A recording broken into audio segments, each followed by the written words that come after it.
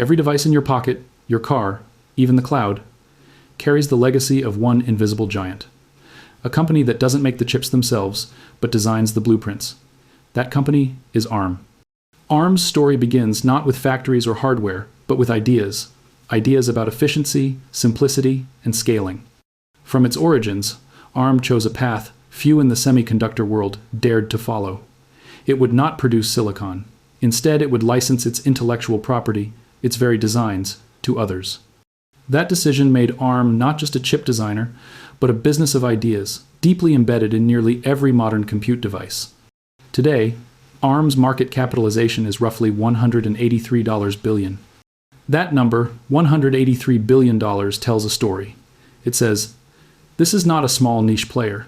This is a company that underpins the very architecture of modern computing. But how did ARM get here? How did a design company become one of the most valuable semiconductor names in the world? The answer lies in its vision, its timing, and its unique approach to the semiconductor industry. Let's go back to the beginning.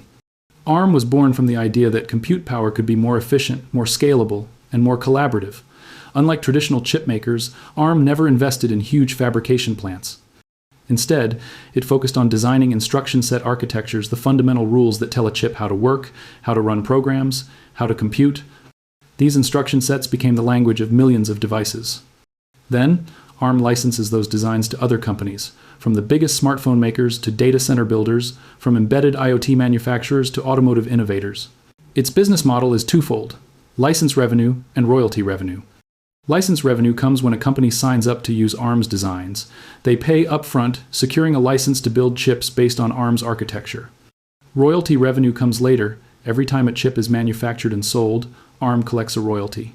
That means ARM may never make the chip, but it profits every time one of its designs gets produced. This dual-stream model is deceptively simple, but it's what gives ARM incredible leverage over the semiconductor ecosystem. In fiscal year ending the 31st of March 2025, ARM reported total revenues of over $4 billion. For the first time in its history, ARM crossed $1 billion in a single quarter. That's a number most people would expect from a chip manufacturer with massive factories and thousands of employees, but ARM achieved it with far fewer resources.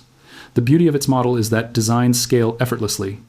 One license can generate revenue for years, and one chip design can be used in millions of devices. Breaking down that $1 billion quarter, ARM recorded more than $600 million in licensing revenue and over $600 million in royalties in that same period. For the full fiscal year, ARM's royalty revenue exceeded $2 billion.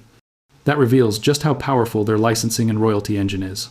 Designs get licensed once, but royalties flow for years or even decades. What drives those royalties? One big factor is ARM's newer architecture, ARM v9. About 30% of their royalties now come from ARM v9 designs. That's not just incremental growth, it's a shift in how newer devices are being built and how ARM charges for their designs. ARM v9 is optimized for artificial intelligence, secure computing, and high-performance workloads. It allows devices to run more efficiently, using less power, and handling more complex tasks than previous architectures. This is crucial, as modern devices demand not just speed, but also energy efficiency and security. ARM also offers something called compute subsystems, more complete building blocks, not just instruction sets. These are modular subsystems that customers can integrate into their chips, making ARM designs more compelling and sticky. For example, a smartphone manufacturer can license a CPU core, a GPU design, and AI acceleration modules as a single package, reducing development time and cost while increasing performance. This bundling strengthens ARM's ecosystem and ensures that once a company adopts ARM, it is likely to continue using it across multiple product lines. Beyond phones and consumer devices, ARM is pushing hard into data centers, AI, automotive, and edge computing. Its total addressable semiconductor market opportunity is estimated at $240 billion. That opportunity spans cloud compute, networking, IoT, embedded devices, and automotive, a multi-front expansion that could multiply revenues for decades to come.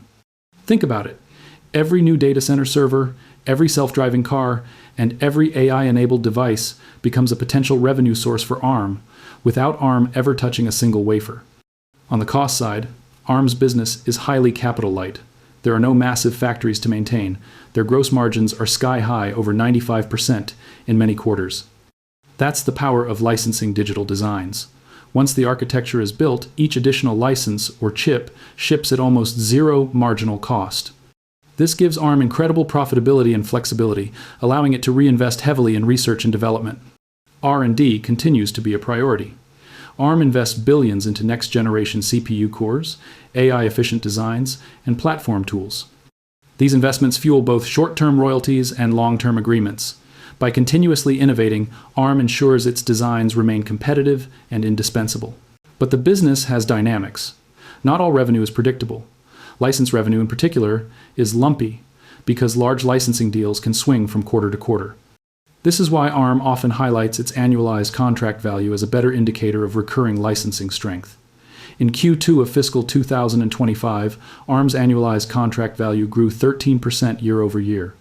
At the end of that quarter, their remaining performance obligations were up 10%, sequentially a signal that there's booked future licensing revenue that has yet to be recognized. Why does ARM's model matter so deeply? Because it aligns with how the world is computing now. Smartphones already run on ARM, nearly all of them. For the mobile application market, ARM maintains over 99% share by chip value. But the trend is accelerating. Data centers, edge AI, automotive compute demand for power-efficient, high-performance architectures is soaring. ARM is uniquely positioned to benefit from all of these trends simultaneously. In fact, the shift to AI, compute subsystems, and ARM v9 is powering both its licensing business and its royalty business. The royalty rate of v9 architecture, the rate per chip they can charge, is expected to grow over time. Analysts predict that as AI-enabled devices proliferate, ARM's royalty revenue could increase significantly, turning every AI chip into a mini revenue generator for ARM. Let's zoom in on risk. As ARM pushes into these high-growth markets, it must balance long-term contracts with short-term visibility. Its revenue guidance for fiscal year 2025 was $3.8 billion to $4.1 billion. While that's strong, there's still risk.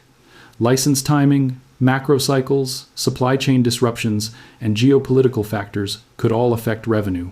And still, investors are betting big. Despite the risks, ARM's valuation remains sky-high, around $183 billion. That valuation reflects not just what ARM is today, but what it could become. A core platform for AI silicon, data centers, smart cars, and embedded compute. The royalty engine is remarkable because it scales. As more partners adopt its architecture, especially v9, ARM captures value across devices, across markets, across decades. But ARM doesn't just rely on chip royalties. It is transforming into a platform company. With compute subsystems, it's licensing more complete building blocks, enabling customers to launch faster, with more performance, without reinventing their architecture from scratch. On the other side, ARM knows that long-term success requires more than just royalty growth. It needs a thriving ecosystem. That's why ARM invests in software tools, developer communities, and AI workflows. It's not enough for chips to run. Developers must build on top of them. ARM's reach extends into the developer layer, the people designing the next generation of devices that will use its architecture. Some skeptics remain. Critics argue that ARM's valuation is far too rich compared to its current earnings. Because ARM does not spend on manufacturing, its costs are low, so its price-to-earnings multiples can look very high. At the same time, fluctuations in license deals make quarterly revenues volatile. That makes ARM's future as much about execution as growth potential. Yet ARM's leadership doesn't shy away from that challenge. They consistently emphasize long-term deals, recurring royalties, and expansion into new growth markets, not just chasing immediate revenue. Strategically, ARM is taking a long view. It's betting on compute to get more distributed, in data centers, in cars, on the edge, in embedded devices. Its designs are everywhere. And as long as its architecture remains relevant, ARM's royalty business will continue to compound. But perhaps the most profound part of ARM's story is this. ARM has built something that is far more than a chip design company. It built a framework that other companies use to build their own chips. A framework that billions of devices depend on. A framework that monetizes not by selling physical products, but by selling ideas, by selling design. In doing so, ARM turned licensing, a traditionally niche business, into a global engine of value. It captures dollars not just when chips are made, but every time they ship. It partners with the world's biggest compute players and with the smallest chip innovators. When you hold your phone, when you open a smart app, when your car's computer makes a decision, ARM is everywhere. Yet, ARM remains mostly unseen. And that's the power of the model, because ARM built not just a business, it built an ecosystem, a platform, and a future. What does the future look like? ARM continues to invest heavily in ARM v9, compute subsystems, and AI-accelerated designs.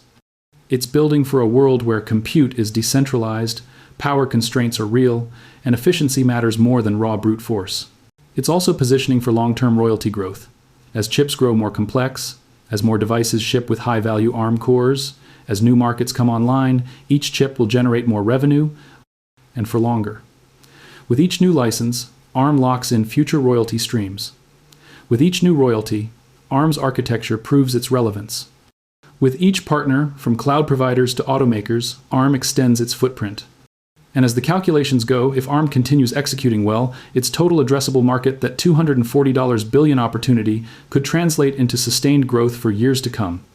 At a valuation of $183 billion, ARM is not being valued as a legacy chip designer. It's being valued as a platform that generates recurring revenue, scales at near zero marginal cost, and underlies the future of compute. So, next time you pick up your phone, or load an app, or think about the future of artificial intelligence, remember, the designs behind that experience may very well come from this invisible giant. ARM is more than architecture. It's the silent framework powering modern computing, from the edge to the cloud. And in that framework lies the future.